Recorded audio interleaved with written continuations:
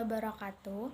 Kami dari kelompok 9 ingin mempresentasikan materi kami yang berjudul Sumber Daya yang dapat diperbaharui, yaitu air. Materi pertama yaitu tentang model ekonomi sumber daya air bawah tanah. Pengelolaan air bawah tanah merupakan contoh menarik untuk memahami kasus sumber daya yang bersifat common property yang dalam bentuknya yang paling asli.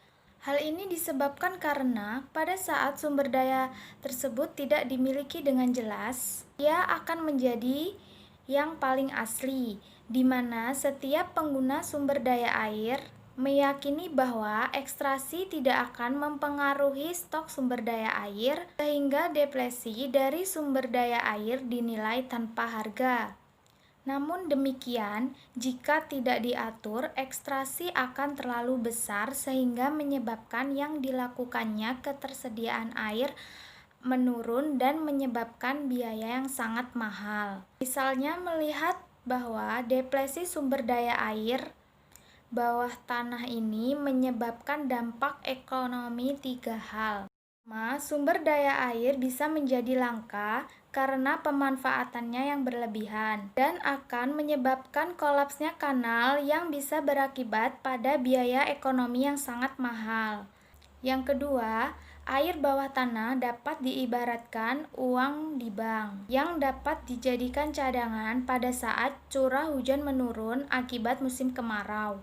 Jika cadangan ini habis karena terdepresi, maka ia akan menimbulkan bencana yang menyebabkan biaya ekonomi yang sangat mahal.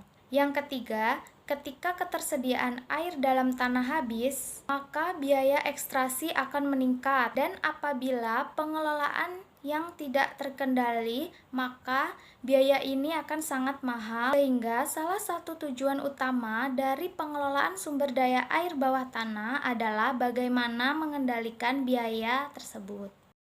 Alokasi sumber daya air. Yang pertama, queuing system. Salah satu sistem alokasi yang terkait dengan masalah alokasi adalah sistem alokasi air yang didasarkan pada sistem antrian atau queuing system.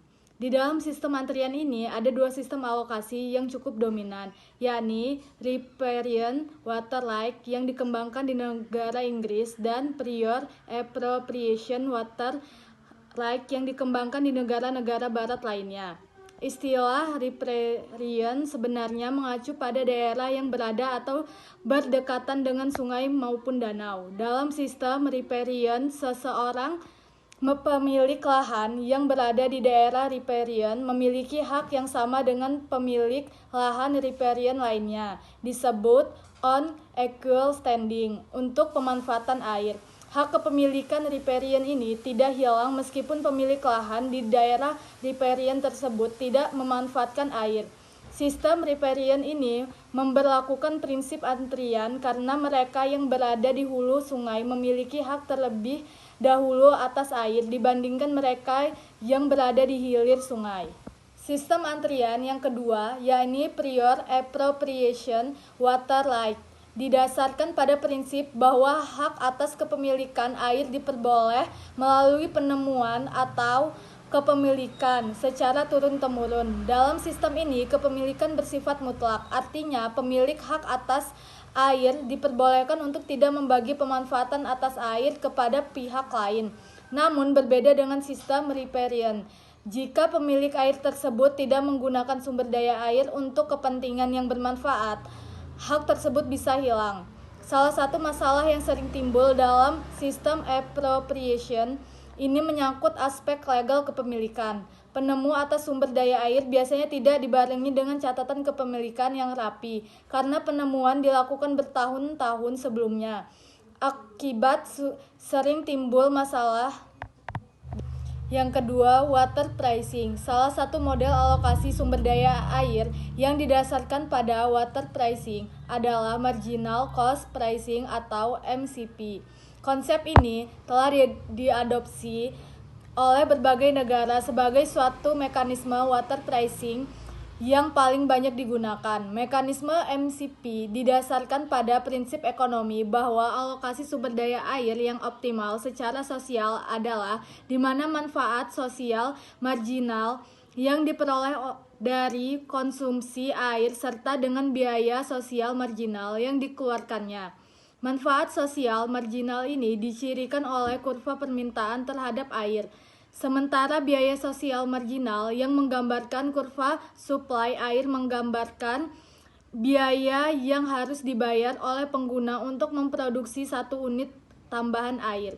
Biaya marginal atas sumber daya air ini termasuk biaya penggunaan user cost atau biaya korban terjadinya depresi sumber daya dan biaya eksternal seperti biaya lingkungan dan sebagainya. Alokasi sumber daya air yang ketiga yaitu alokasi publik. Alokasi yang dilakukan oleh pemerintah dapat menjawab aspek equity dalam pengelolaan sumber daya air karena pemerintah dapat mengalokasikan air ke daerah yang tidak mencukupi sehingga masyarakat miskin dapat mengakses air. Yang keempat, alokasi berdasarkan pengguna atau user base. Sistem user base ini menyangkut fleksibilitas untuk beradaptasi terhadap pola perubahan yang terjadi pada kebutuhan lokal. Masyarakat lokal yang terlibat langsung dalam pengelolaan sumber daya air dapat memiliki informasi yang lebih lengkap mengenai keadaan dan kondisi setempat daripada lembaga-lembaga yang lain. Yang kelima, alokasi berbasis pasar atau water market. Esensial dari air dan meningkatnya kelangkaan air, water market merupakan instrumen yang dianggap efisien untuk mengurangi inefisiensi pemanfaatan sumber daya air. Water market pada prinsipnya adalah pertukaran hak atas pemanfaatan air atau water use right. Mengenai kebijakan nasional pengelolaan sumber daya air. Sumber daya air merupakan karunia Tuhan Yang Maha Esa, selain berperan sebagai penopang sistem kehidupan, juga sebagai modal pembangunan yang sangat pesat. Pertumbuhan jumlah penduduk serta meningkatnya kegiatan ekonomi selama 3 tahun terakhir ini mengakibatkan peningkatan alih fungsi lahan di berbagai wilayah.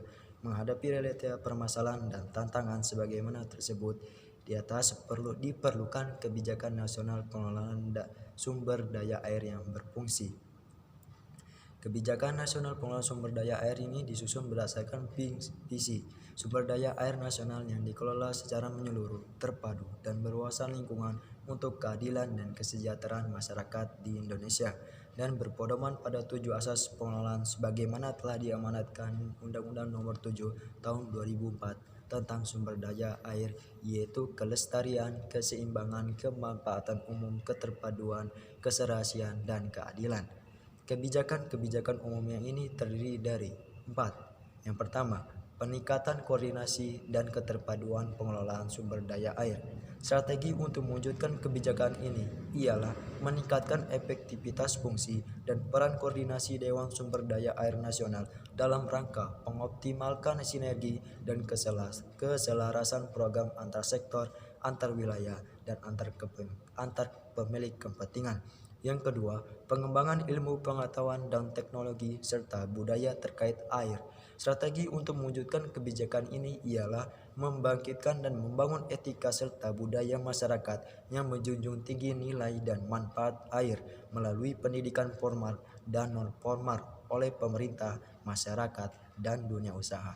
Yang ketiga, peningkatan pembiayaan pengelolaan sumber daya air.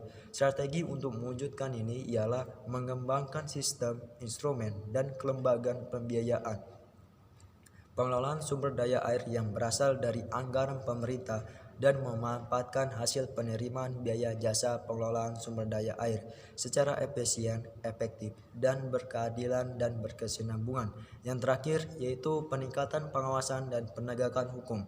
Strategi dalam mewujudkan kebijakan ini ialah mewujudkan sistem pengawasan dalam pelaksanaan ketentuan pengelolaan sumber daya air